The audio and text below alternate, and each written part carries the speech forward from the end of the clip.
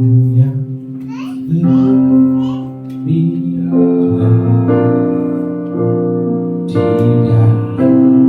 hidup ini. Amin. Tiadalah Tuhan yang seperti Engkau, besar perkasa penuh kemuliaan. Kau yang termanis di dalam hidup ini, pencipta kau lebih dari segalanya, besar perkasa, kasa penuh kemuliaan. Sama-sama katakan, sembah ya Allahku, ku tinggikan namamu selalu, tiada lutut tak berteduh, menyembah Yesus Tuhan Raja. Ku sembah ya Allahku, ku tinggikan namamu selalu, tiada lidah kan mengaku. Menyembah Yesus Tuhan Rajaku. Mari kita akan puji dengan awal. Kau yang terindah, Kau yang terindah di dalam hidup ini. Tiadalah Tuhan yang seperti Engkau, besar perkasa penuh kemuliaan. Kau yang termanis, Kau yang termanis di dalam hidup ini, pencipta kau lebih dari segalanya, besar kasih setiamu kepadaku. Ku sembah Kau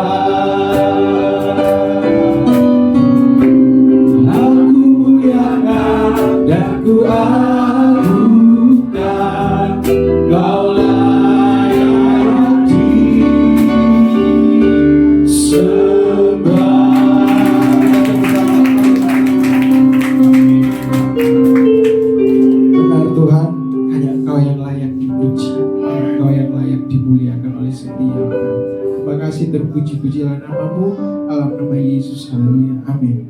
Kita akan memuji Tuhan. Siap memuji Tuhan, Bapak Ibu? Haleluya. Kasih Allah tidak pernah berkesudahan di dalam setiap kehidupan kita semua. Amin. Haleluya.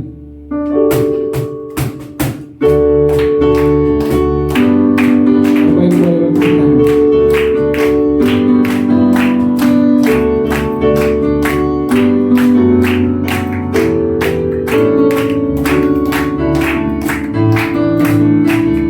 Kasih Allah yang berkesudahan selalu baru setiap hari, rahmatnya pun tak pernah berakhir seumur hidupku. Kasih Allah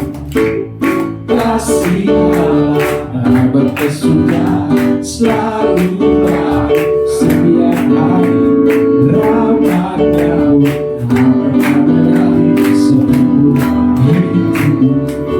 Dengan sukacita bukan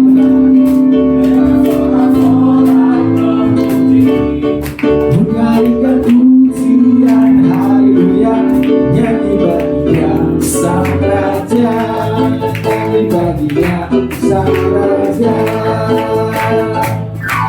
selamanya. Kasih Allah tak berkesudahan selalu baru setiap hari, rahmatnya pun tak pernah berakhir seumur hidup. Kasih Allah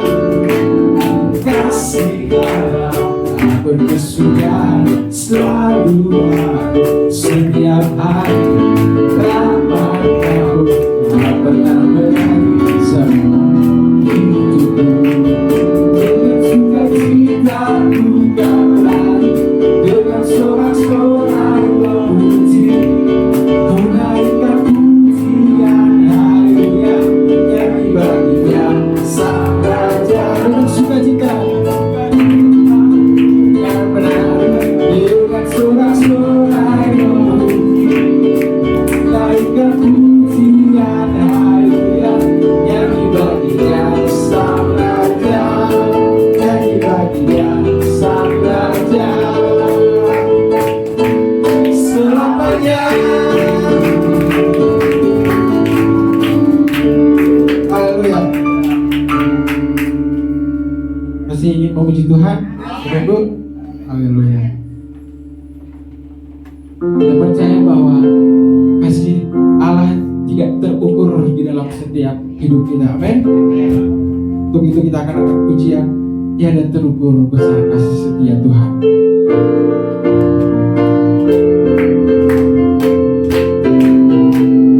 Tiada terukur besar kasih setiamu Tuhan.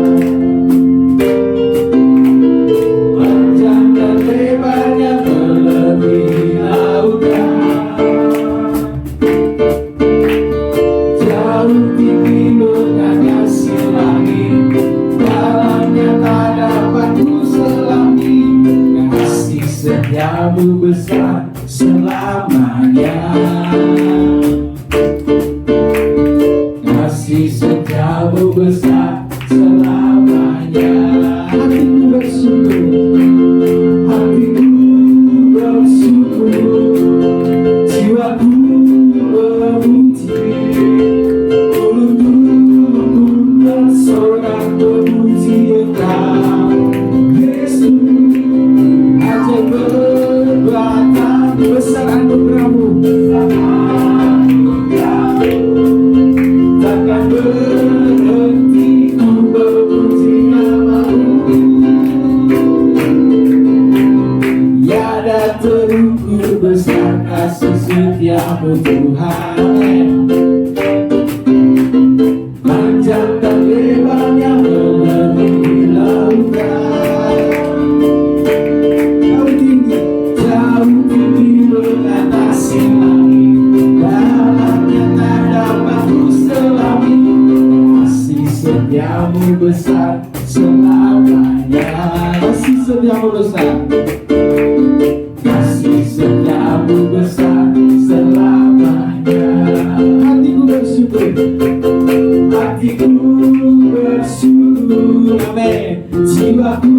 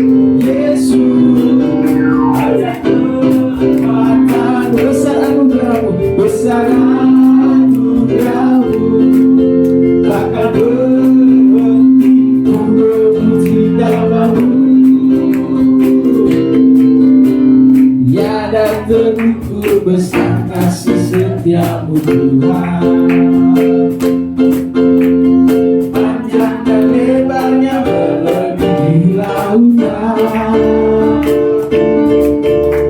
jauh tinggi mengatasi langit, dalamnya tak dapat kuselami.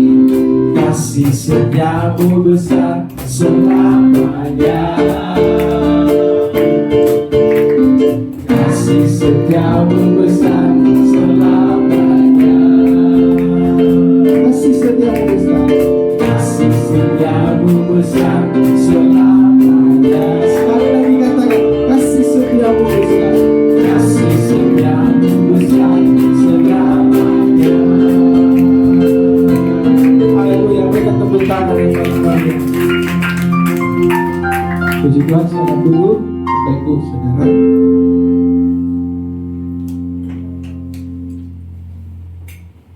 Kita persiapkan hati kita untuk mendengarkan firman Tuhan. Makasih Tuhan.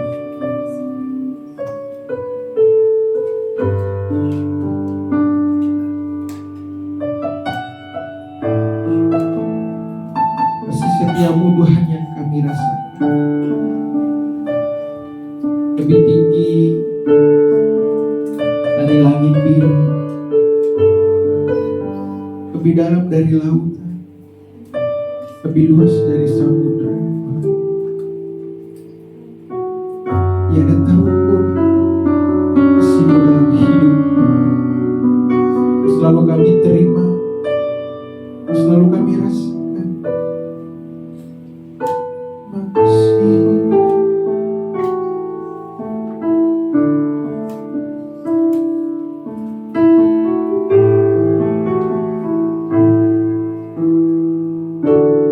Kasih setiamu yang ku rasakan lebih tinggi dari langit biru. Kebaikan-Mu yang dalamnya lebih dalam dari lautan. Kebaikan-Mu yang ku terima sempat membuatku terpesona.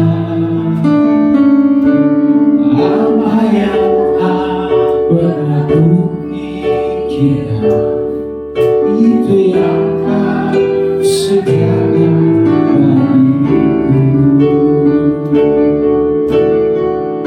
Siapakah aku ini Tuhan, jadi biji matamu. Dengan apa yang ku balas Tuhan, selalu puji dan sembah. Nah Tuhan, kasih setiamu yang ku rasakan lebih tinggi dari langit biru. Kebaikan-Mu yang Kau nyatakan lebih dalam dari lautan. Berkat-Mu yang telah ku terima, amin, sempat membuatku terpesona. Apa yang tak pernah kupikirkan, itu yang Kau sediakan bagiku. Siapakah aku ini Tuhan, jadi biji matamu. Dengan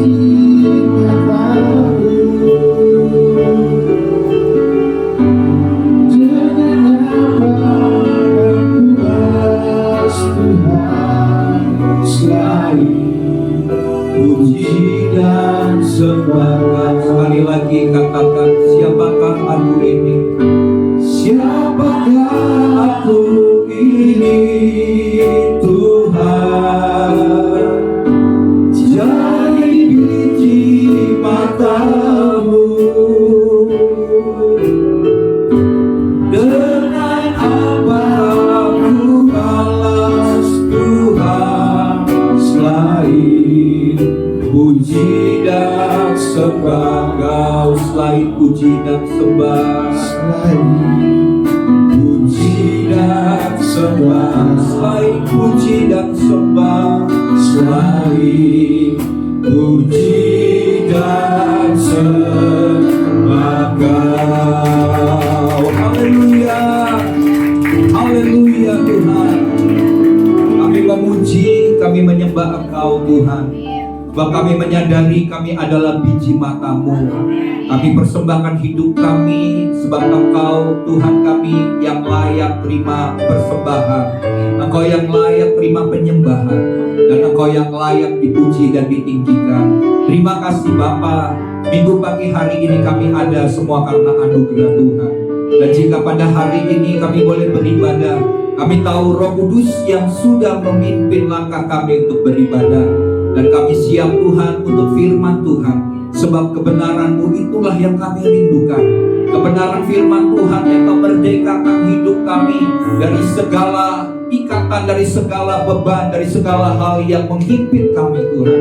Sebab kami tahu di dalam Tuhan ada kemerdekaan, di dalam Tuhan ada kemenangan, di dalam Tuhan ada jalan keluar. Dan kami mau membuka hati kami seluas-luasnya untuk pekerjaan daripada firman Tuhan dan pekerjaan daripada Roh Kudus untuk menjamah, bahkan mengubah hati dan hidup kami.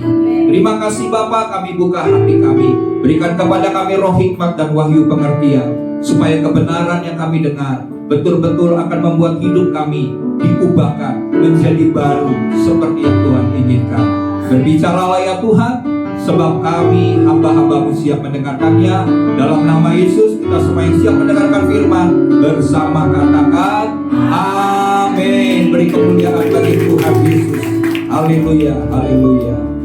Puji Tuhan, shalom. Gimana kabar? Luar biasa. Haleluya.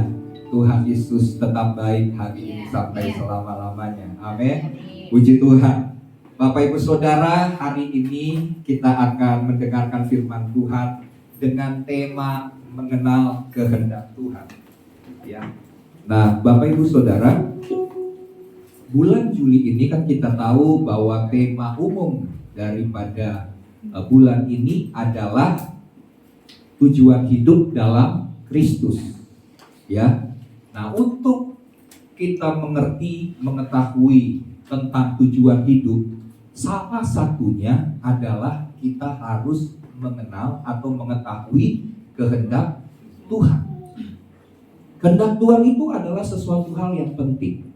Kalau kita sebagai orang Kristen, orang percaya, dan kita mengasihi Tuhan, maka yang kita ingin tahu supaya kita boleh hidup menyenangkan hati Tuhan adalah mengerti kehendak Tuhan. Amin. Sebab kalau kita tahu, kita memahami, kita mengenal kehendak Tuhan, dan kita melakukannya tentunya, maka itu berarti kita telah melakukan apa yang menyenangkan hati Tuhan. Dan tentunya tema ini sangat penting untuk kita tahu tentang mengenal kehendak Tuhan. Ya, nah sebelum kita belajar memahami apa itu kehendak Tuhan, kita harus tahu dulu siapa yang kita layani. Tentunya kita harus mengenal Tuhan yang kita sembah. Bagaimana mungkin kita mau belajar tentang kehendak Tuhan kalau kita tidak pernah mau mengenal hati Tuhan? Tuhan mau memberikan hatinya, Tuhan mau memberikan jalan-jalannya. Dan tentunya waktu kita mencari itu, maka Tuhan akan menunjukkan kehendaknya atas hidup kita. Amin. Jadi kalau engkau mau menyenangkan hati Tuhan, seluruh aspek hidupmu harus engkau arahkan untuk bagaimana melakukan kehendak Tuhan. Amin. Jadi makna daripada mengenal ini bukan berarti cuma kau tahu doang, mengerti doang tentang kehendak Tuhan tapi tidak melakukan. Firman Tuhan berkata kalau kamu hanya mendengar firman Tuhan dan tidak melakukannya, kamu itu sia-sia, ya.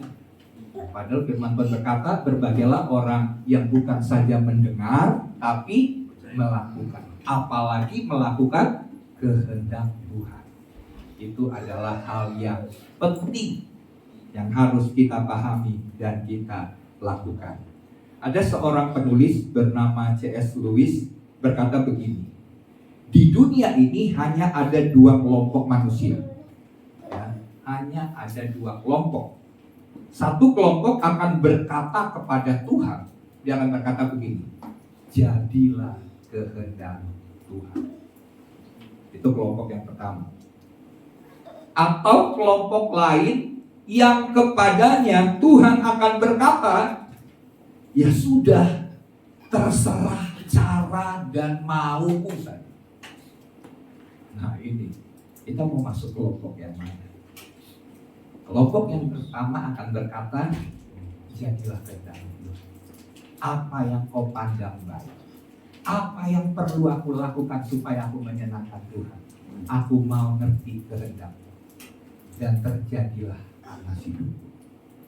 Tapi kelompok yang lain, Tuhan nyerah. Tuhan angkat tangan. Tuhan bilang, udah, ya sudah. Kalau Tuhan udah bilang, ya sudah, wah ini bahaya. Berarti udah pilihannya, udah Tuhan sendiri gak bisa rubah. Kalau Tuhan bilang, ya sudah, terserah caramu dan maumu saja. Tapi akibatnya kita harus menanggung sendiri apa yang kita pilih dan kita putuskan. Tuhan angkat tangan. Berarti kita berada di luar dari perlindungan Tuhan. Amin. Nah, hari ini saya berharap melalui khotbah hari ini seluruh jemaat dapat memahami dan mengerti betapa pentingnya kehendak Tuhan itu untuk kita lakukan. Amin. Karena Tuhan tahu yang terbaik. Dia mencipta kita.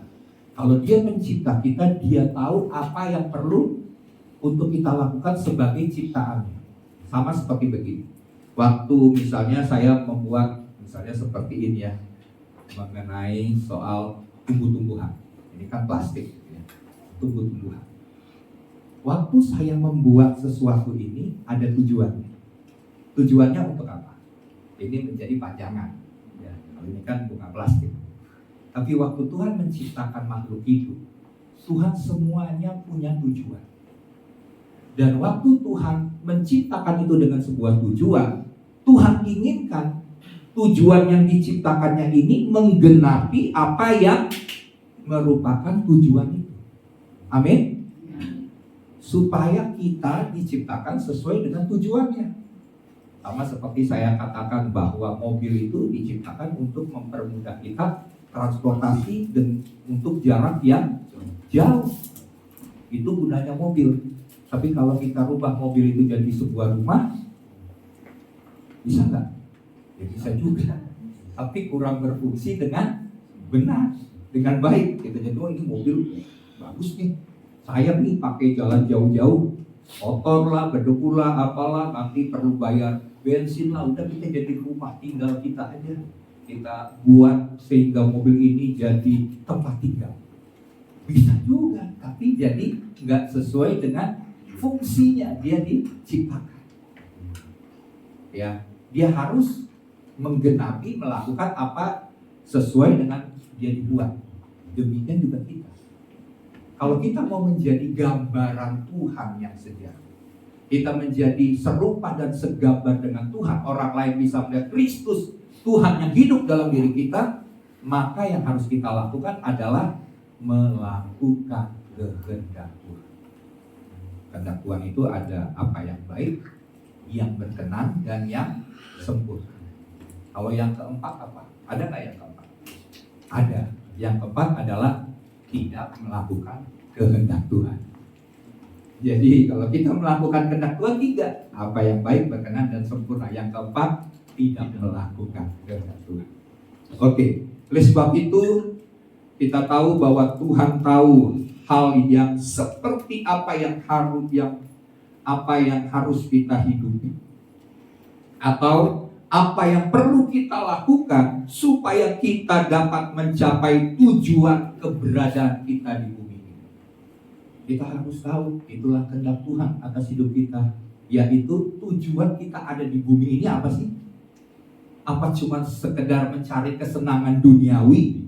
yang hanya terpuaskan hanya sementara, atau kita mau mencapai sebuah kehidupan yang dimana dalam kekekalan kita diterima sebagai sebuah kebenaran. Karena kita sudah melakukan hidup ini, kita mengisi waktu-waktu hidup yang sangat singkat ini untuk melakukan kehendak Tuhan. Ya, ini harus menjadi gaya hidup. Ini harus menjadi bagian dari kehidupan kita sebagai orang Kristen. Jangan sampai kita tidak mengerti, tidak mengenal, tidak mengetahui kehendak Tuhan yang harus kita lakukan. Ya, kita harus mencapai tujuan hidup kita di bumi ini. Ya, sama seperti kalau kita melakukan sebuah perjalanan. Ya, kalau kita mau menuju kepada satu kota, kita misalnya sedang mau menuju ke Surabaya, tapi karena perjalanannya jauh, kita mampir dulu ke Cirebon misalnya.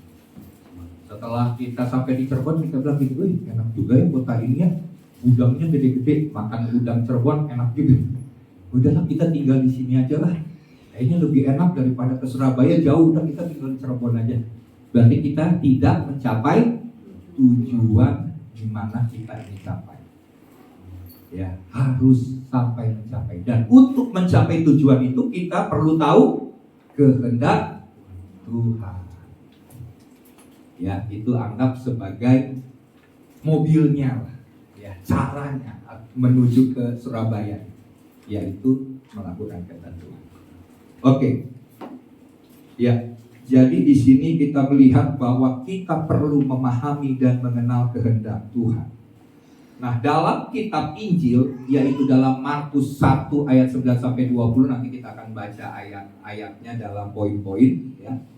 Nah, dalam ayat ini kita belajar lewat perjalanan hidup Yesus. Kita akan lihat bagaimana Yesus dalam perjalanan hidupnya, dia melakukan kehendak Tuhan. Dan kita dapat melihat, mengerti garis besar, ya, garis besar yang kita orang percaya harus lakukan atau perbuat untuk menggenapi rencana dan kehendak Tuhan atas hidup kita. Jadi dalam Markus 1 ini kita akan lihat garis besarnya, apa saja merupakan kehendak Tuhan yang harus kita lewati, sama seperti Yesus sudah melewatinya. Amin. Bapak Ibu Saudara siap mendengarkan firman Tuhan? Amin. Oke, kita masuk dalam poin yang pertama.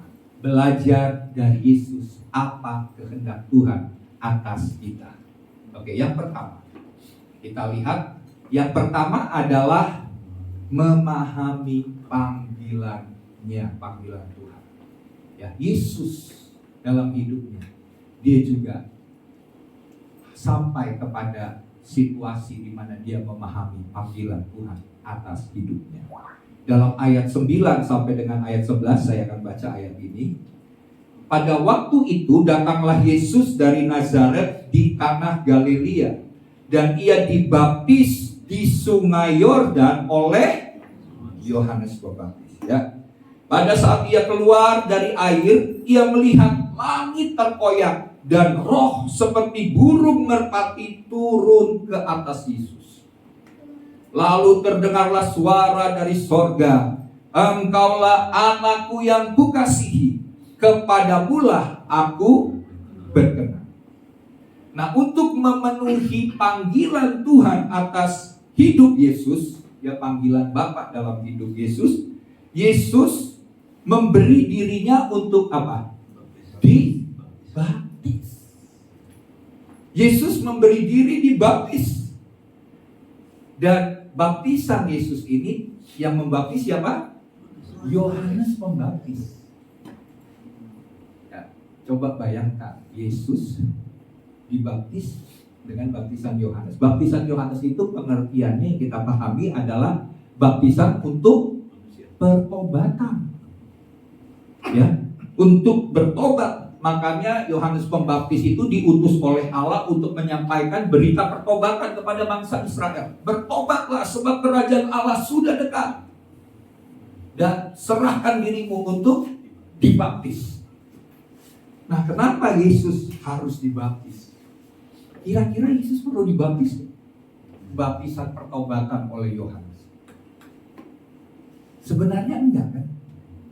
Karena untuk Yesus ini adalah Tuhan, manusia juga 100% Tuhan, 100% manusia yang tidak perlu pertobatan. Karena kenapa? Yesus tidak berbuat dosa. Tapi kenapa dia memberi diri dibaptis? Berarti dia sedang menunjukkan sebuah teladan. Ya. Menunjukkan kepada teladan. Jadi waktu Yohanes melihat Yesus untuk dibaptis, Yohanes bilang gini, waduh, saya Yesus nggak perlu dibaptis sama saya. Karena firman Tuhan dia katakan membuka tali kasutnya pun aku tidak layak. Loh, kenapa Yesus minta dibaptis oleh saya? Saya yang seharusnya dibaptis oleh kamu. Karena saya cuma bisa membaptis dengan air, kata Yohanes membaptis. Tapi Yesus membaptis dengan Roh Kudus.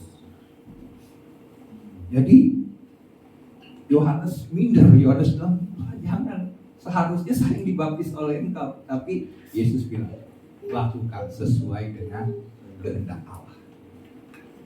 Yesus memberikan sebuah teladan untuk kita menjalani sebuah proses masuk dalam kerajaan sorga, perlu dibaptis.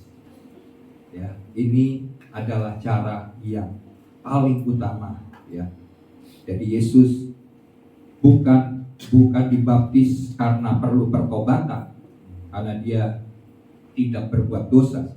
Tapi Yesus dibaptis untuk menunjukkan bahwa ada sebuah pola. Ya, mereka yang mau masuk dalam kerajaan sorga harus dibaptis. Markus 1 ayat 4-8, boleh ditampilkan ayatnya. Markus 1 ayat 4-8. Oke, saya baca ya. Demikian Yohanes Pembaptis tampil di padang gurun dan menyerukan, bertobatlah dan berilah dirimu dibaptis dan Allah akan mengampuni dosa.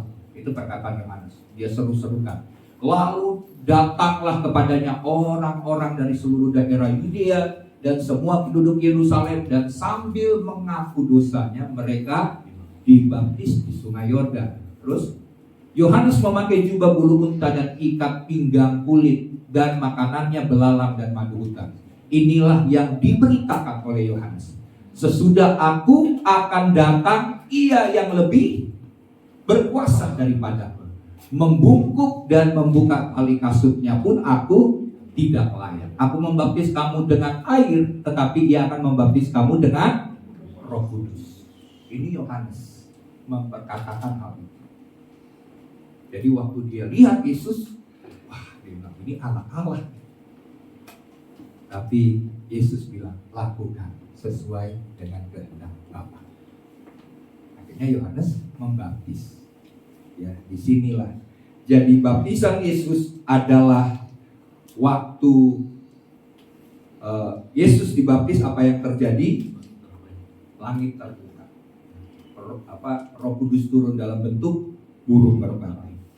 Dan ada suara yang berkata, engkaulah anak yang kukasihi, kepadamulah aku berkenan. Jadi baptisan Yesus adalah untuk sebuah peneguhan dari Bapa Surgawi tentang identitas Yesus, bahwa Tuhan Yesus adalah anak Allah. Anak Allah ini hurufnya besar, ya.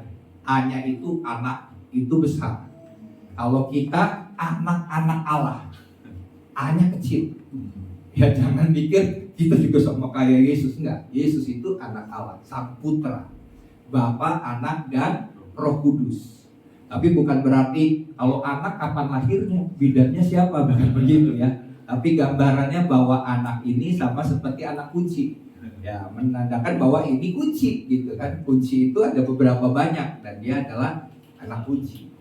Itu contoh tentang Tritunggal. Jadi jangan pusing soal hal-hal yang terjadi. Percayalah bahwa Allah Bapa, Anak, dan Roh Kudus adalah Allah. Gak ada yang lebih tinggi, gak ada yang lebih rendah. Amin. Dia satu hakikat. Allah itu kekal, esa dan kekal. Kekal berarti bukan berarti Yesus waktu dia lahir barulah timbullah Yesus, bukan. Dia adalah permulaan dari penciptaan, bukan berarti dia diciptakan seperti kita, enggak. Maksudnya waktu Allah berfirman, disitulah berfirmanlah Allah. Nah, disitulah gambaran dari anak Allah. Allah firman, Allah yang berfirman. Oke, ya saya nggak bahas itu panjang lebar, tapi di sini kita melihat bahwa Yesus mendapat peneguhan dari sorga, dari Bapa Sorgawi dengan sebuah suara yang berkata, inilah anakku yang kukasih, kepadanya lah aku berkenan. Dan itu juga didapat oleh Yohanes Pembaptis. Mari kita lihat ayatnya, Yohanes 1 ayat 32 sampai 34. Yohanes 1 ayat 32 sampai 34. Firman Tuhan berkata begini, dan Yohanes memberi kesaksian, katanya, aku telah melihat Roh turun dari langit seperti merpati, dan ia tinggal di atasnya. Lihat. Jadi Yohanes mendapatkan dan dia menceritakan sebuah kesaksian ini. Dan aku pun tidak mengenalnya. Sebelumnya dia nggak kenal Yesus. Dia cuma pembuka jalan, tapi dia nggak tahu yang dia sedang buka jalan itu siapa. Tapi waktu dia lihat Yesus itu, karena peneguhannya adalah ini, ya. Dan aku pun tidak mengenalnya, tetapi dia yang mengutus aku untuk membaptis dengan air telah berfirman kepadamu.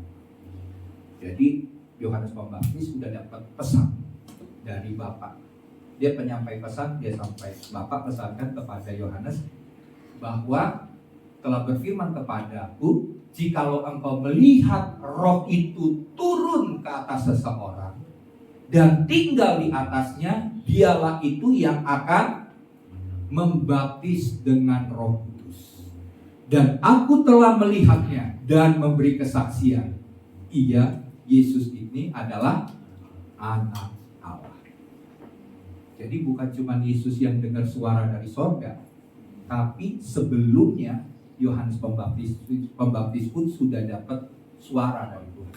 Kalau kamu lihat seseorang yang waktu dibaptis ada seperti burung merpati, Roh Kudus turun, itulah anak Allah. Nah, jadi peneguhannya bukan cuma Yesus tapi Yohanes Pembaptis. Jadi hal inilah yang menjadi modal utama Yesus dalam pelayanannya. Dia memulai sebuah pelayanan dengan sikap hati seorang hamba. Dia tahu dia anak Allah, tapi dia tahu dia harus memiliki hati hamba. Sama seperti kita. Kalau kita dibaptis, kita diangkat menjadi anak-anak Allah. Tapi sama seperti Yesus, semenjak Yesus dibaptis, dia memiliki hati hamba. Yaitu dia rela melakukan apapun yang Bapa perintahkan untuk dilakukan. Dia taat sampai rela mati di atas kayu salib. Jadi mulai dia dibaptis, dia hidup di dalam ketaatan kepada Bapa. Karena dia memiliki sikap hati hamba. Demikian juga kita, anak-anak Allah. Kita juga harus punya sikap hati hamba. Walaupun kita statusnya adalah anak Allah, kita dapat fasilitas sebagai anak Allah, tapi harus memiliki hati hamba. Ya, inilah yang luar biasa bagi kita sebagai orang percaya. Kita memiliki identitas yang jelas sebagai anak-anak Allah. Dan sebagai anaknya, kita perlu memiliki hati sama seperti Yesus, yaitu sikap hati yang selalu taat kepada Bapa atau kepada Tuhan. Karena sadar bahwa diri kita adalah hamba. Nah, kalau kita tahu bahwa diri kita adalah hamba, berarti kita sedang melayani Tuhan kita atau majikan kita. Nah, kalau kita tahu diri kita adalah hamba, kita tahu tugas-tugas kita, betul nggak? Seorang majikan akan atau Tuhan sebelum memanggil kita menjadi hamba, misalnya gitu ya, ada misalnya kita panggil nih seorang pembantu, bukan bahasa pembantu zaman sekarang, asisten rumah tangga gitu ya. Waktu kita panggil asisten rumah tangga, kita akan bilang gini, kamu tugasnya A, B, C, D, ya, saya kasih gaji segini, misalnya gitu, upah. Tapi kalau berikutnya setelah 3 bulan, wah dia kerjanya bagus, kita kasih lagi tugas E, F, G, H. Jadi bukan ABCD-nya udah selesai, ABCDE, ABCD, terus EFGH, tapi dikasih upah yang lebih lagi. Nah itu majikan memberikan tugas kepada Tuhan, kepada hambanya. Dan kita sebagai hamba harus melakukan. Kalau kita bilang, nggak mau saya nggak mau melakukan apa yang diperintahkan oleh Tuhan saya, majikan saya, capek saya, ya.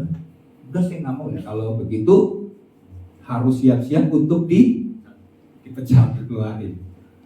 Karena nggak mau melakukan apa yang sudah ditugaskan.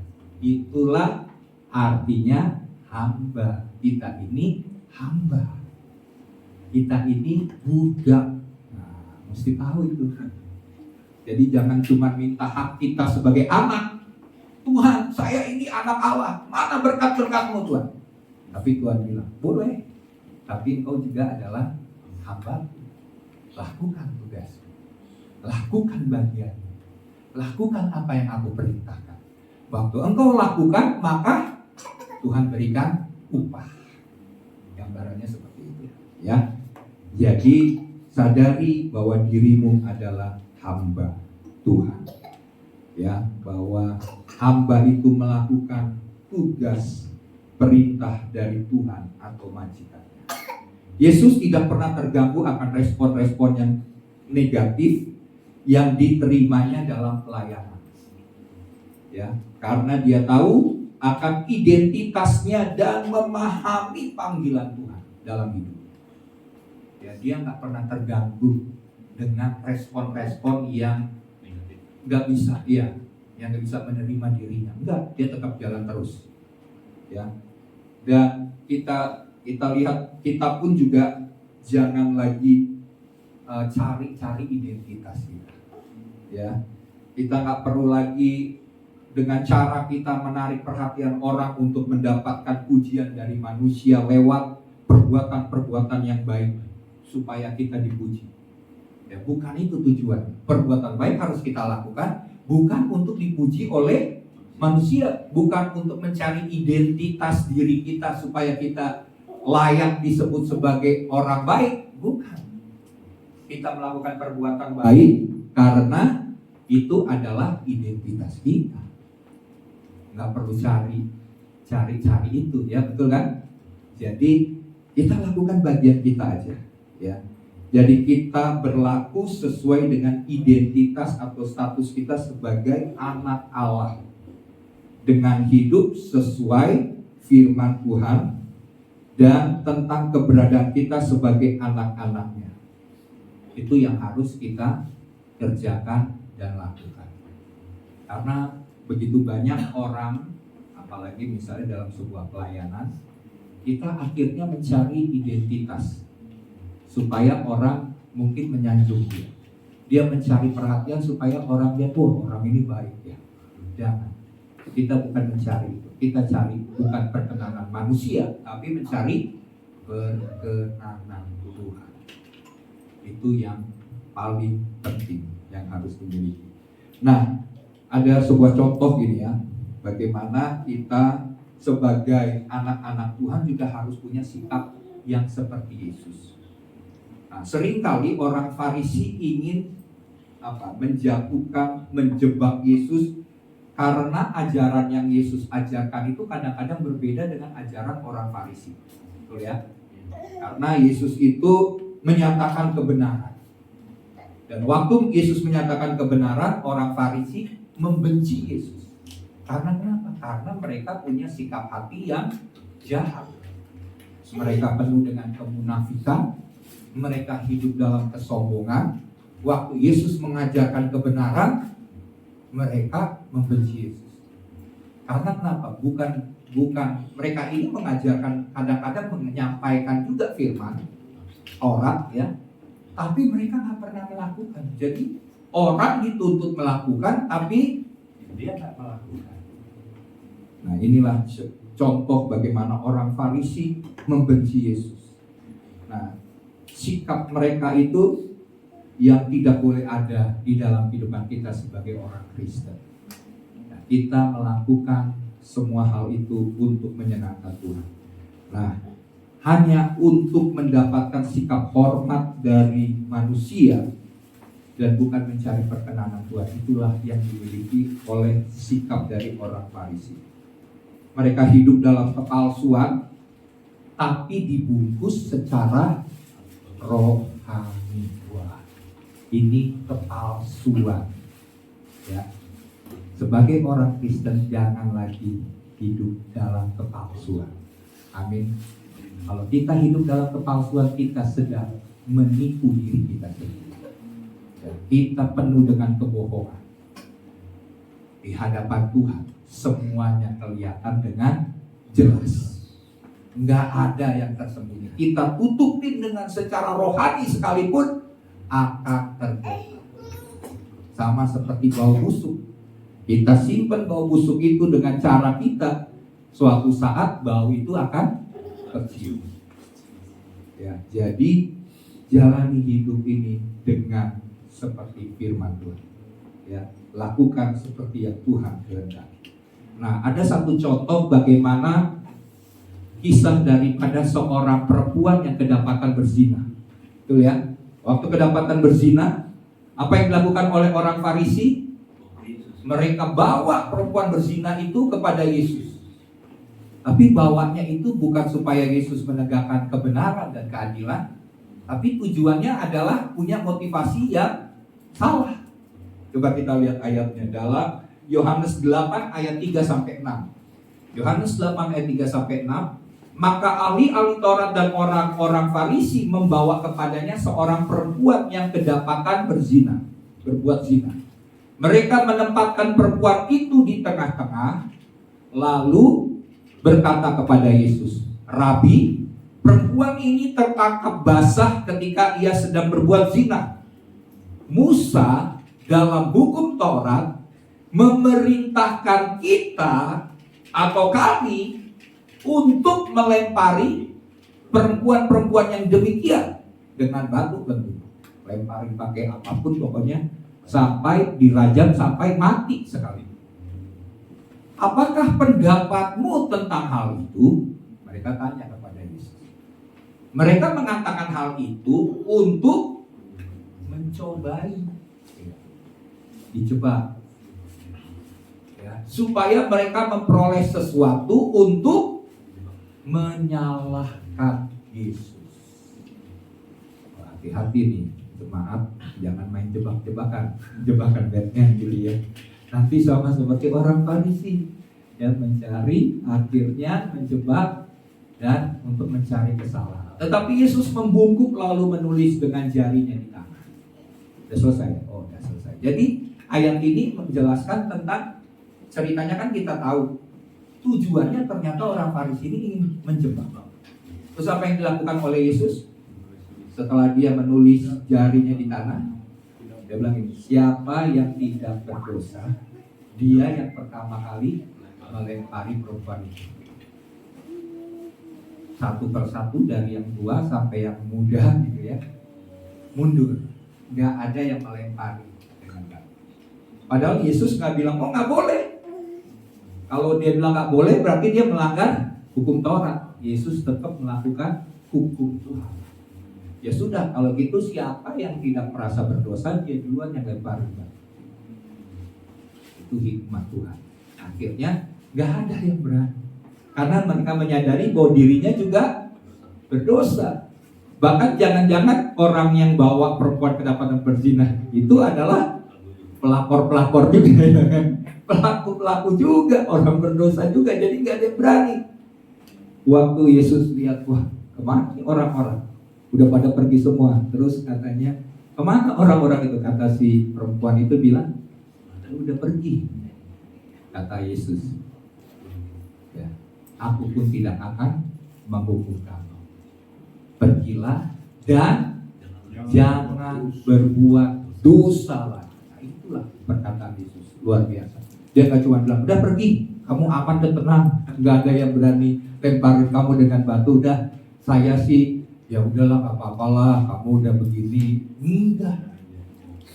Atau bilang, oh ya benar, kita kan berdosa, ya udahlah, saya maafin. Enggak.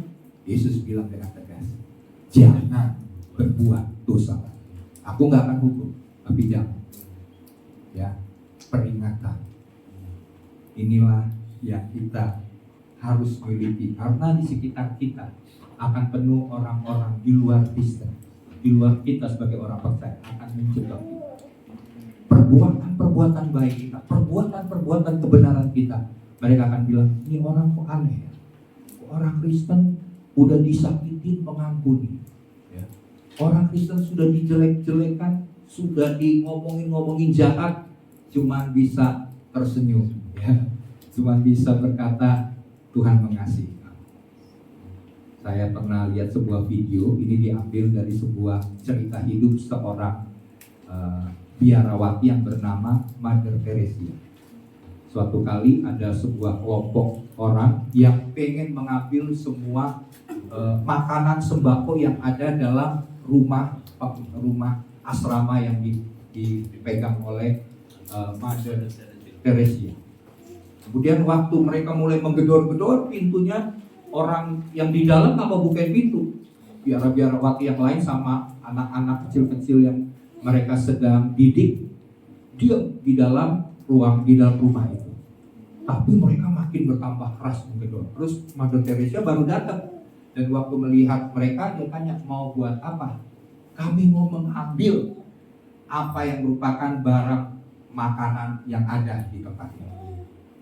Wah, setelah itu apa yang dilakukan oleh Mother Teresa? Dia ketok pintunya, dia bilang buka. Yang dari dalam buka, orang itu ngambil menjarah. Terus setelah itu si Mother Teresa cuma lihatin. Dan setelah itu dia bertanya kepada si orang ini bilang, si Mother Teresa bilang begini, Tuhan memberkati engkau. Wah, si orang yang merampok ini kaget. Loh, kok saya sudah berbuat jahat kepada kamu, tapi engkau berkata aku memberkati engkau? Karena Tuhan mengasihi orang berdosa. Ya. Dan akibatnya dengan perkataan Mother Teresa itu, orang itu nangis. Orang itu menyadari bahwa perbuatan mereka yang jahat tidak dibalas dengan perbuatan yang jahat. Firman Tuhan berkata, kita mengalahkan orang berbuat jahat dengan berbuat baik, kebalikannya. Amin. Nah, itulah karena kita menyadari akan panggilan Tuhan. Yesus menyadari panggilan Tuhan dalam hidupnya, sehingga dia tidak terusik dengan orang-orang yang berespon secara negatif atas hidupnya. Yang kedua adalah, waktunya cepat juga ya. Yang kedua adalah rela dibentuk oleh Tuhan, dibentuknya. Ya, dalam ayat 12 dan 13 boleh ditampilkan. Dalam Markus 1 ayat 12 dan 13. Oke.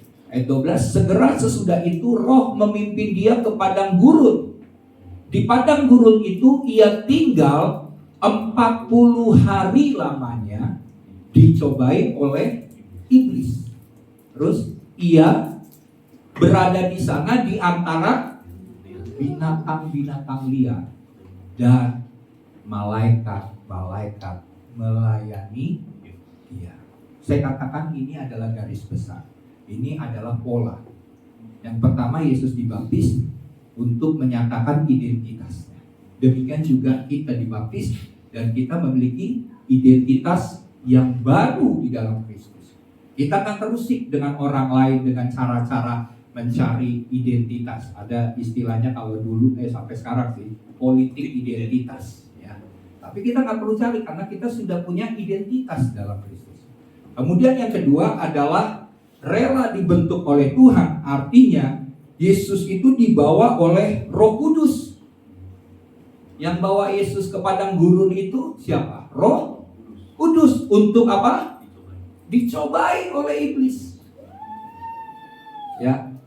Jadi kita lihat sebagaimana Yesus dipersiapkan di padang gurun pencobaan untuk masuk dalam sebuah pelayanan, maka kita pun juga akan mengalami masa pembentukan oleh Tuhan.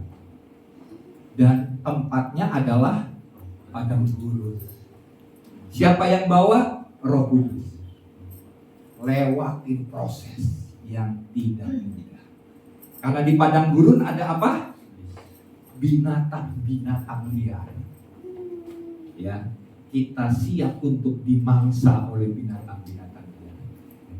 Tapi lihat, dikatakan juga dan malaikat-malaikat melayani Yesus. Jadi di tengah proses, di tengah ujian, pencobaan yang begitu berat, karena kita Tuhan izinkan masuk ke padang gurun untuk mempersiapkan diri kita, untuk membentuk karakter kita, mempersiapkan dalam sebuah pelayanan ke depan yang lebih besar untuk menjadi berkat bagi orang lain. Maka di situ kita mengalami ujian. Banyak binatang-binatang liar, binatang buas. Di padang gurun yang ada apa? Ular berbisa. Ya. Padang gurun penuh dengan binatang-binatang yang itu ya buas. Tapi di situ juga ada malaikat-malaikat Tuhan. Tuhan mengirimkan malaikatnya menolong kita di tengah proses pembentukan atas hidup kita. Ya. Jadi anggaplah waktu kita menghadapi sebuah padang gurun, kita harus tahu ini adalah cara Tuhan, proses untuk membentuk kita. Apa yang dilakukan Yesus di padang gurun? Yesus menghadapi dan menjalani masa itu.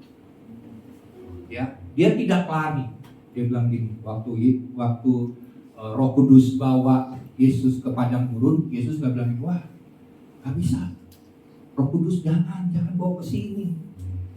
Waktunya saya pelayanan. Enggak, dibawa ke situ. Apa yang Yesus lakukan? Dia menghadapi proses 40 hari dia berpuasa, tidak makan, tidak minum. Dia jalani proses itu dan dia memberi sebuah keteladanan tentang kesetiaan di tengah pencobaan. Demikian juga kita, Bapak Ibu Saudara jemaat, kita harus tetap setia kepada Tuhan. Iblis akan terus mencobai kita untuk menjauhkan kita dari Tuhan. Dia akan terus membisiki kita dengan berkata, Tuhan tidak mengasihi engkau lagi. Doamu tidak akan dijawab oleh Tuhan. Padahal Tuhan sedang memproses. Kalau memproses kadang-kadang butuh waktu ya. Butuh waktu.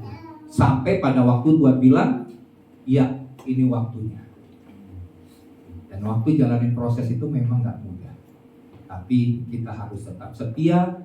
Kita mengucap syukur. Kita tahu pada waktu kita mengalami proses ini, kita akan menjadi emas yang murni. Ya, kita akan suatu saat timbul menjadi sesuatu hal yang indah di mata Tuhan. Kita harus punya sikap hati yang rela untuk dibentuk oleh Tuhan. Karena tujuan pencobaan dan ujian yang kita alami adalah pembentukan hati kita. Sama seperti bangsa Israel mengalami perjalanan 40 tahun di padang gurun. Untuk apa? Membentuk hati. Supaya mereka hidup dalam takut akan Allah. Ini penting, Bapak Ibu Saudara. Banyak orang Kristen udah gak takut lagi sama Tuhan. Kalau si Ahok bilang ya kan, Tuhan aja dibohongin. Gimana bilang takut sama Tuhan? Tapi Tuhan mau kita senantiasa hidup dalam takut akan Tuhan. Jangan pernah menantang Tuhan, bahkan mencobai Tuhan. Wah, belum tahu akibatnya gitu ya. Nah, marilah kita siap dibentuk, rela dibentuk sama seperti Yesus mengalami pembentukan. Ya, kita harus punya sikap hati yang demikian supaya pada akhirnya kita menjadi murni, kudus, tulus, dan rendah hati ya di mata Tuhan. Oke, yang kedua dan yang ketiga masih ada poin selanjutnya lagi ya. Setelah yang ketiga adalah hidup memberitakan Injilnya. Nah, ini kehendak Tuhan. Tadi rela dibentuk, itu juga kehendak Tuhan. Harus rela hadapin. Yang ketiga adalah hidup memberitakan Injil. Jangan bilang, wah itu kan tugas Pak Pendeta. Itu tugas hamba Tuhan memberitakan Injil. Enggak. Tuhan bilang, jadikanlah semua bangsa muridku. Jadi tugas itu bukan juga pendeta, tapi kita sebagai hamba-hamba Tuhan. Ini tugas memberitakan. Ini adalah kehendak Tuhan. Kalau mau diberkati, mau menyenangkan Tuhan, mau hidup supaya mengasihi Tuhan, adalah beritakan Injil. Ya, beritakan Injil. Dalam pelayanannya, Yesus tidak membawa berita dari dirinya sendiri. Sebagai hamba, ia taat untuk menyampaikan Injil kerajaan Allah. Dan dia sampaikan itu. Hal kerajaan Allah itu seperti, dia kasih contoh. Ada perumpamaan tentang kerajaan Allah. Makanya Yesus kan mengajarkan tentang kerajaan sorga, kerajaan Allah. Dan dia menyampaikan Injil itu. Jadi bukan untuk mencari nama, tapi Yesus senantiasa dia mundur bila orang banyak mulai mengikuti dia dan mau memilih dia menjadi raja. Dia sadar, wah ini bukan buat dirinya, ini buat Tuhan, supaya nama Tuhan aja yang dipermuliakan. Maka dia seringkali mundur. Waktu orang mulai lihat, wah ini cocok menjadi pemimpin kita ini. Tapi dia tidak mencari hal yang demikian. Yesus tidak bekerja untuk diri dan misinya sendiri, tapi melakukan kehendak Bapa dan menyelesaikan pekerjaan. Firman Tuhan berkata dalam, mari kita lihat firman Tuhan di dalam Yohanes 3 ya, 4 ayat 34, coba. Yohanes 4 ayat 34. Kata Yesus kepada mereka, makananku ialah melakukan kehendak Dia yang mengutus aku dan menyelesaikan pekerjaan. Yesus sendiri berkata bahwa Dia melakukan kehendak Bapa itu sebagai makanannya. Kalau gambaran makanan itu adalah bicara soal kebutuhan pokok, betul ya? Kebutuhan pokoknya adalah melakukan kehendak Tuhan. Seluruh aspek hidupnya dia arahkan untuk melakukan kehendak Bapa dan menyelesaikan pekerjaan. Demikian juga kita ini punya tugas. Amin. Sadari, yaitu beritakan Injil.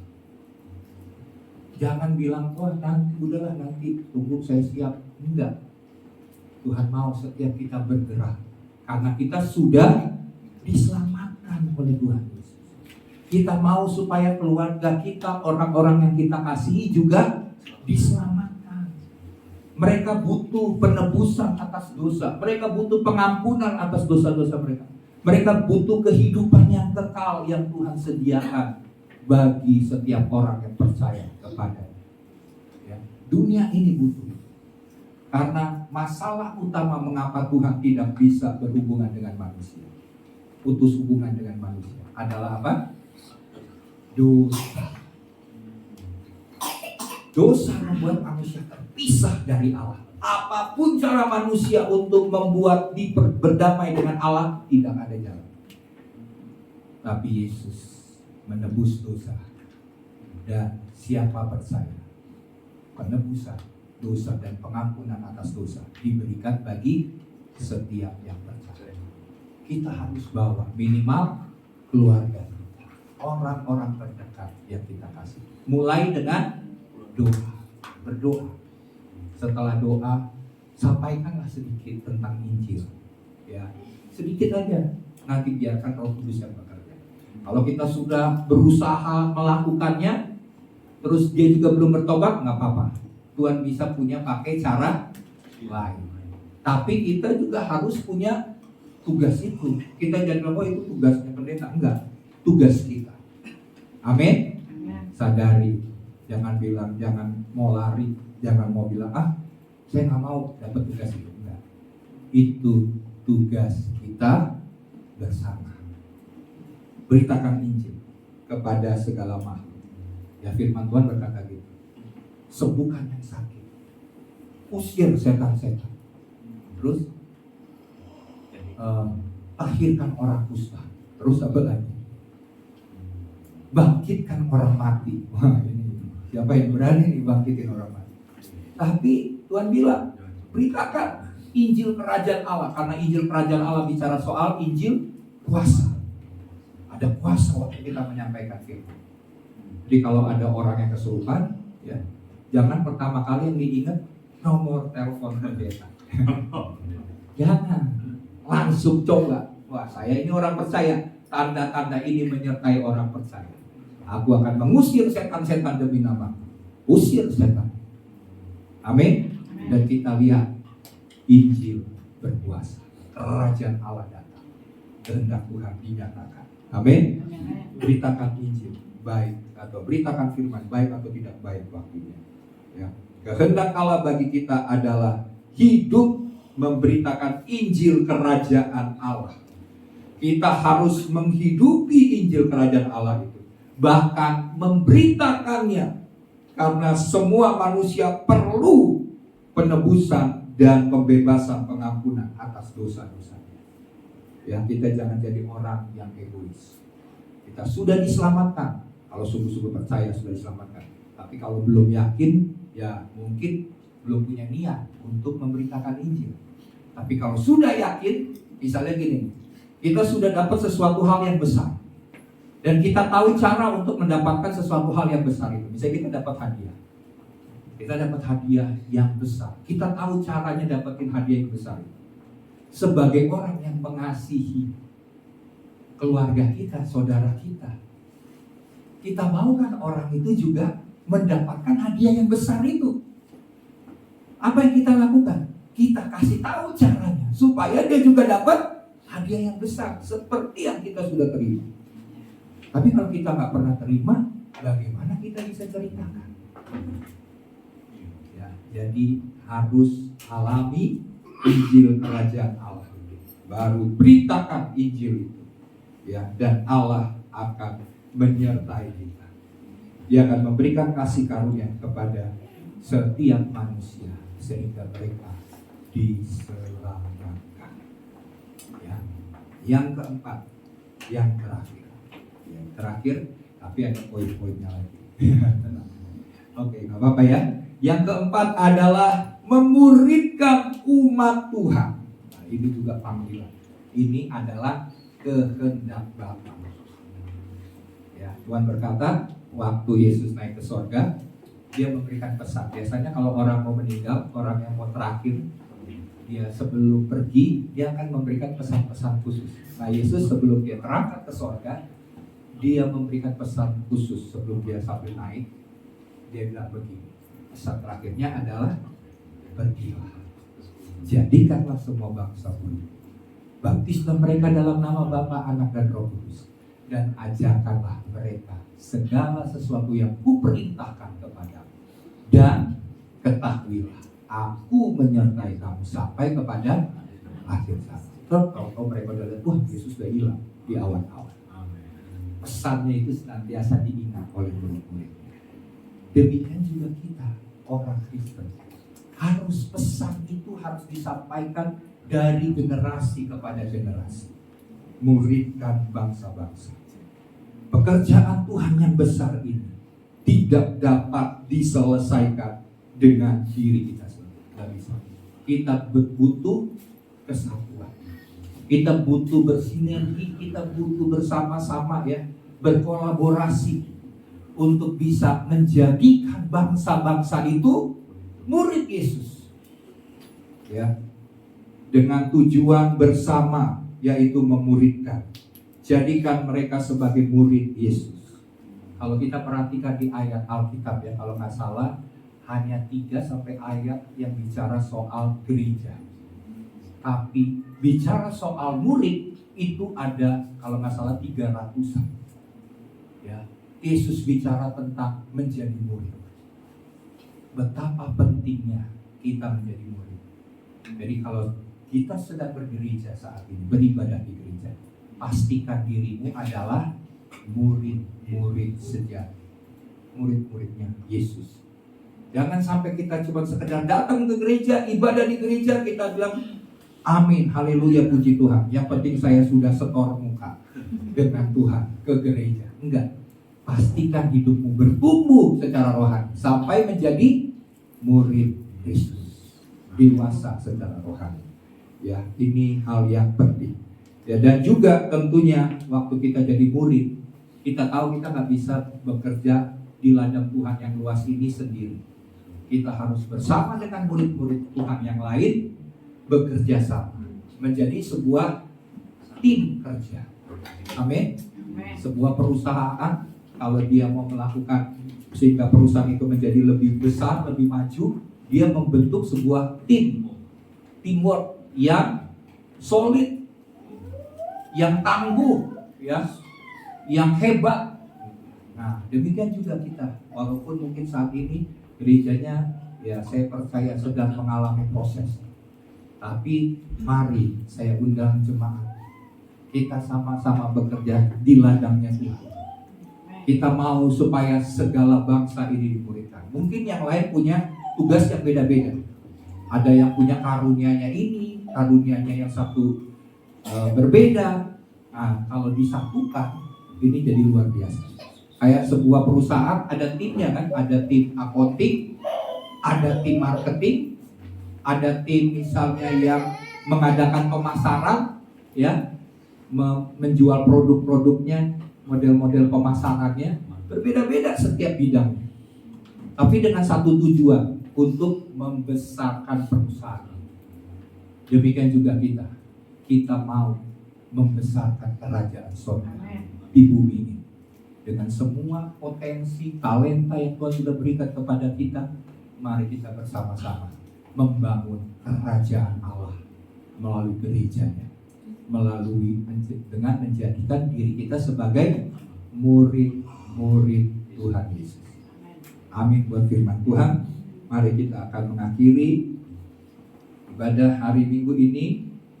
Kita akan bangkit berdiri, kita berdoa supaya firman ini sungguh-sungguh termeterai dalam hati kita. Bahwa kita punya tugas, kita punya panggilan, kita harus dibentuk. Kita harus memberitakan Injil dan memuridkan bangsa-bangsa. Haleluya. Musik bisa dinyalakan.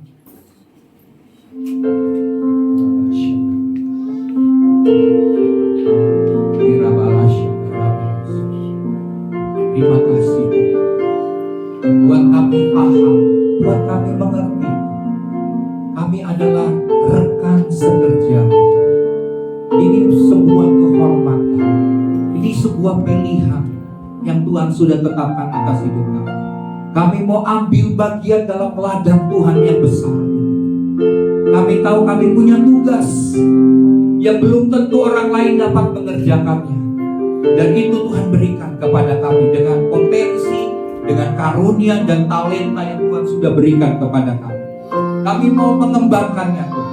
Kami mau memaksimalkannya Tuhan dalam hidup kami, sehingga pada waktu kami kembali, kami mendapatkan upah yang besar di sorga, karena kami sudah setia melakukan bagian kami yang Tuhan tetapkan sesuai dengan tujuan keberadaan hidup kami di bumi ini, masing-masing Tuhan secara khusus. Terima kasih Tuhan, terima kasih. Mari kita nyanyikan lagu ini. Tuhan Kau sempurna. Haleluya.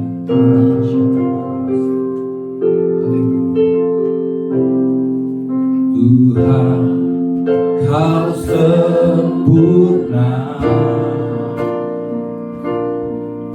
dalam rencana-Mu dan karya-Mu. Ku serahkan hidupku, murnikan dengan Roh-Mu. Tuhan Kau sempurna, Tuhan Kau sempurna dalam rancangan-Mu dan karya-Mu. Ku serahkan hidupku, murnikan dengan Roh-Mu. Hidupku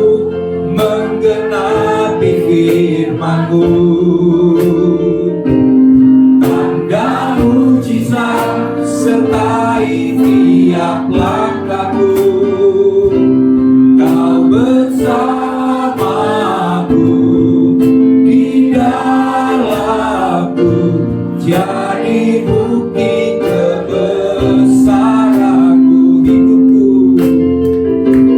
Hidupku menggenapi firman-Mu. Amin Tuhan. Tanda mujizat sertai tiap langkahku, Kau bersamaku di dalamku, jadi bukti kebesaran-Mu.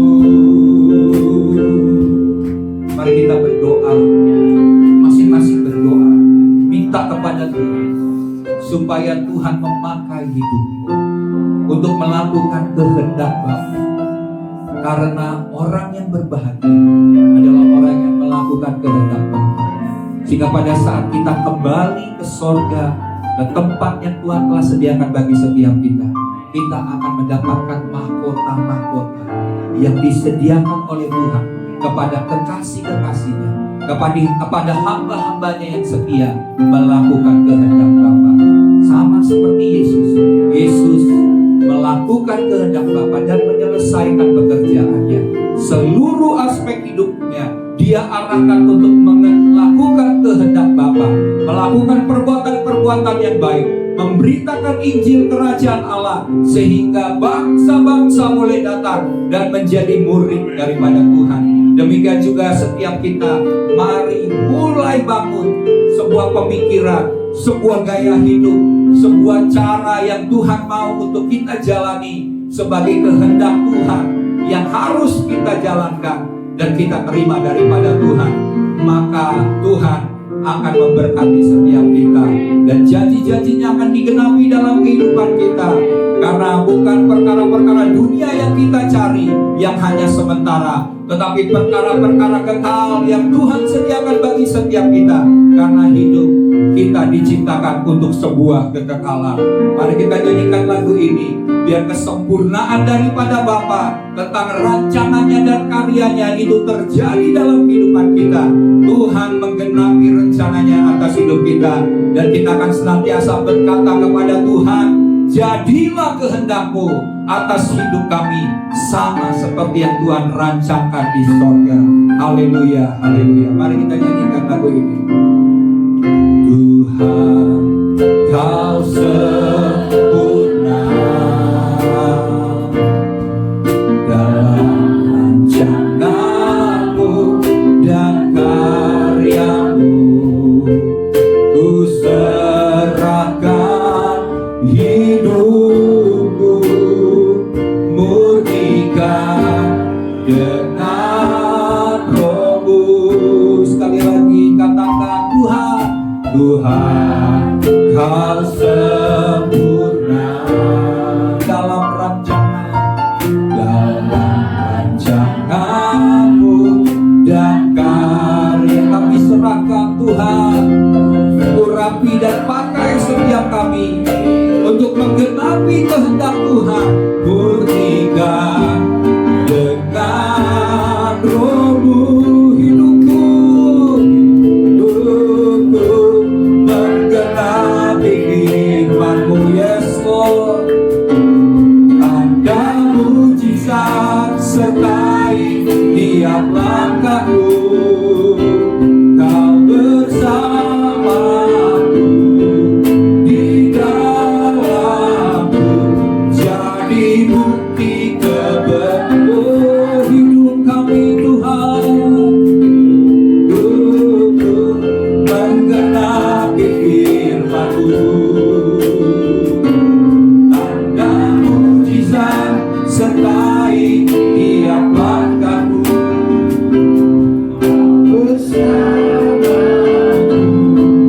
di dalamku, jadi bukti kebesaran-Mu. Bersamaku di dalamku, jadi bukti kebesaran-Mu.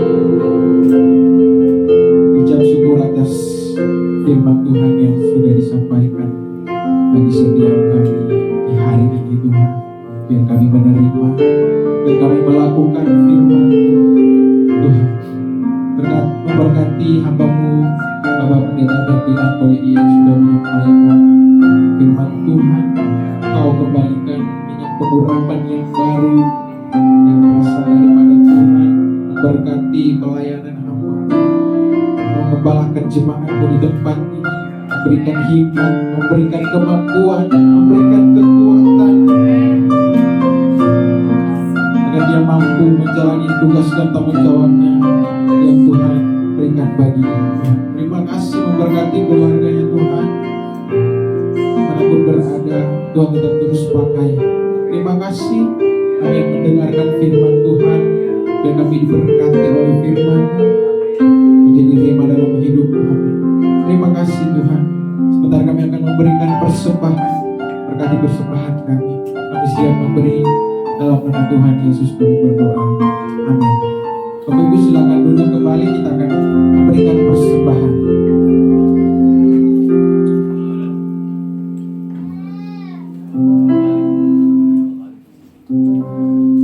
Persembahan akan dijalankan 2 kali. Kita angkat pujian, ya dan terukur besar kasih setia.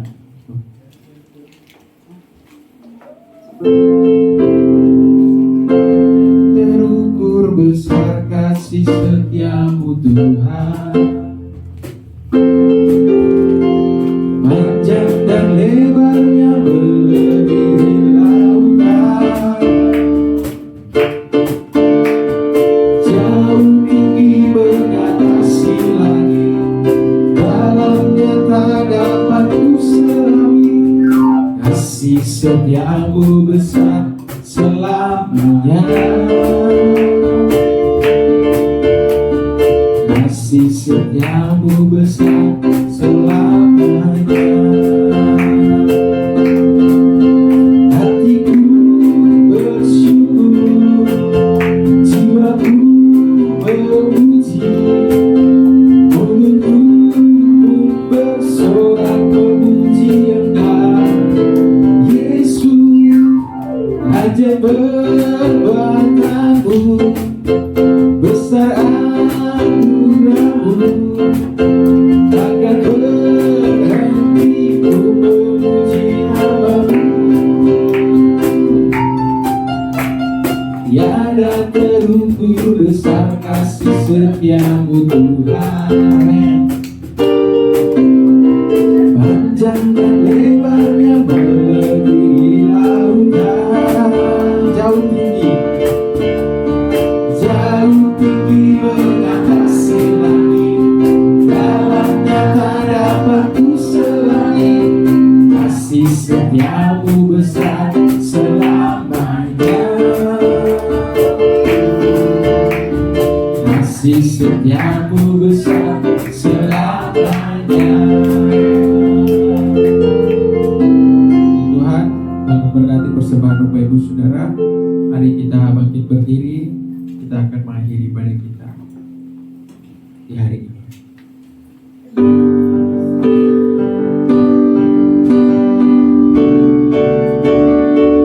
Sebab Kau besar, perbuatanmu ajaib, tiada seperti Engkau, tiada seperti Engkau. Sebab Kau besar, perbuatanmu ajaib, tiada seperti Engkau, tiada seperti Engkau.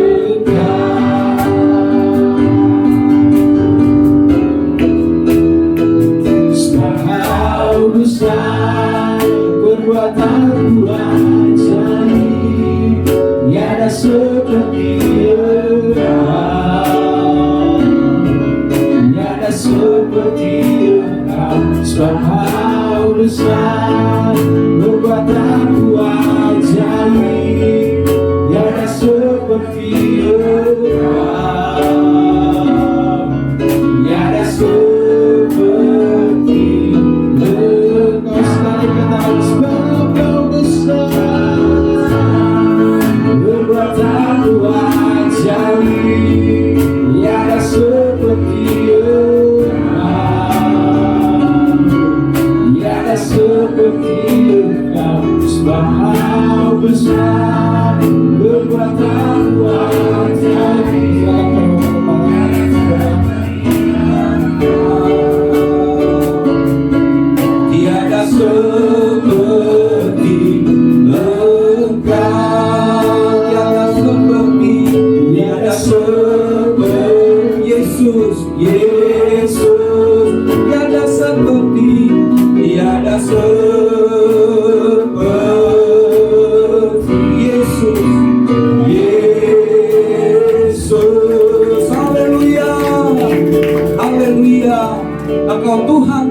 yang besar, perbuatan-perbuatan-Mu yang ajaib dan dahsyat, Tuhan senantiasa nyatakan dalam setiap kami. Terima kasih Bapa, kami percaya jika Tuhan hadir di tengah-tengah ibadah kami, maka yang sakit Tuhan sembuhkan, yang terikat Tuhan bebaskan dan lepaskan, mereka yang sedang berbeban berat Tuhan berikan kelegaan, dan Tuhan memerdekakan setiap kami, sehingga kami akan senantiasa berjalan di dalam jalan-jalan kemenangan Tuhan. Sebab kami tahu Tuhan, kami adalah Tuhan yang besar, Tuhan yang perkasa, Tuhan yang dahsyat. Dan jika Tuhan ada bersama dengan kami, Tuhan ada di pihak kami pun akan melakukan perkara-perkara yang besar dalam hidup kami. Hidup kami tidak tergantung dengan keadaan dan situasi, tapi kami percaya kepada janji Tuhan. Dan jika proses ini kami boleh lewati, maka kami akan melihat bahwa kemuliaan Tuhan dinyatakan, janji Tuhan akan digenapi. Terima kasih Bapa, kami percaya di tengah setiap pergumulan dari setiap umat Tuhan dan jemaat Tuhan, kami percaya Engkau tidak pernah meninggalkan kami. Tuhan senantiasa menyertai kami, dan Tuhan akan membawa kami kepada rumput yang hijau, ke air yang tenang, ke jalan-jalan-Mu yang benar Tuhan. Bawa terus kami, sebab Engkau adalah gembala kami yang baik. Kami tidak akan kekurangan segala sesuatu yang baik. Di tengah pergumulan kami senantiasa melihat pertolongan Tuhan yang dahsyat dan ajaib Tuhan nyatakan dalam hidup kami. Terima kasih Bapa buat kebaikan-Mu. Hari ini juga Tuhan kami berdoa, setiap hal-hal yang khusus Tuhan kami bawa di hadapan Tuhan. Dan kami sepakat Tuhan, hamba sebagai hamba-Mu, membawa setiap perkara-perkara daripada jemaat Tuhan di tempat ini. Kami mengangkat tangan kami di hadapan Tuhan, dan Engkau yang tahu, Engkau yang mengenal setiap pergumulan dan masalah kami. Engkau tidak pernah meninggalkan kami. Sebab itu hamba berdoa, hamba sepakat Tuhan berdoa dalam nama Tuhan Yesus. Tuhan yang memberikan jalan keluar, Tuhan yang memberikan jalan kemenangan, dan janji-janji Tuhan digenapi atas kehidupan umat Tuhan. Terima kasih Bapa, Engkau El Shaddai, Tuhan yang maha besar. Engkau Jehovah Jireh, Tuhan yang menyembuhkan, dan Engkau Jehovah Jireh, Tuhan yang menyediakan dan mencukupi segala sesuatu. Jehovah Rafa, Jehovah Nisi, dan segala hal yang dahsyat dan ajaib Tuhan nyatakan di sepanjang hidup kami. Terima kasih Bapak, Tuhan berkati akan pemerintah negeri kami Indonesia, buat negeri ini senantiasa aman dan sejahtera. Kami percaya Tuhan akan luputkan negeri ini dari segala bencana alam. Bahkan jika terjadi ya Tuhan, kami percaya, kami minta Tuhan supaya Tuhan yang meminimalisir jumlah korban jika bencana-bencana itu harus terjadi. Kami percaya Tuhan tidak pernah meninggalkan negeri ini, sebab kami senantiasa berdoa bagi negeri ini, dan Tuhan memperhitungkan doa-doa orang benar. Sebab doa orang benar bila dengan yakin didoakan, sangat besar kuasanya. Kami punya kuasa pada saat kami berdoa, dan biarlah setiap umat Tuhan akan senantiasa berdoa bagi segala pergumulan kami, berdoa bagi bangsa dan negeri kami, berdoa bagi gereja Tuhan, dan semua aspek kehidupan bangsa ini. Tuhan yang ambil alih, Tuhan yang mengendalikan segala sesuatu, mendatangkan kebaikan bagi negeri ini. Berkati akan pemerintah, kami memberkati Bapak Presiden Joko Widodo, Haji Ma'ruf Amin sebagai Wakil Presiden, seluruh jajaran pemerintah dari tingkat pusat sampai dengan tingkat daerah Tuhan. Para pemimpin baik gubernur, wali kota, camat Tuhan, lurah Tuhan, berkati setiap pejabat-pejabat aparatur pemerintah ya Tuhan, dapat melaksanakan tugas mereka dengan baik Tuhan, sehingga membuat negeri ini sejahtera, dijauhkan dari korupsi, dijauhkan dari segala tindakan mementingkan diri sendiri.